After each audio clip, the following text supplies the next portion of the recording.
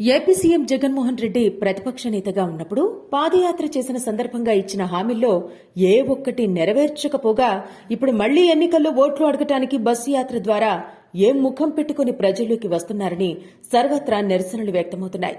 అవ్వాతాతల కోసం మండలానికో వృద్ధాశ్రమం ఏర్పాటు చేస్తానని ఆయన 2019 ఎన్నికలకు ముందు హామీ ఇచ్చారు.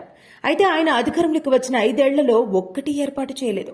ఇప్పుడేమో రెండోసారి అధికారం కావాలంటూ మళ్లీ బస్సు యాత్రకు బయలుదేరారని ప్రజలు మండిపడిపోతున్నారు. అవ్వాతాతలకు మండలానికో వృద్ధాశ్రమం కట్టిస్తానంటూ జగన్ మాటిచ్చారు. పాపం వృద్ధులు ఆయన మాటలు నమ్మి ఓట్లేశారు. 5 ఏళ్లు అధికారం అనుభవించిన జగన్ నాడు చెప్పిన మాటలు మర్చిపోయారు. మండలానికో వృద్ధాశ్రమం కాదు కదా, కనీసం రాష్ట్రం మొత్తం మీద కూడా ఒక్కటి ఏర్పాటు చేసిందే లేదు.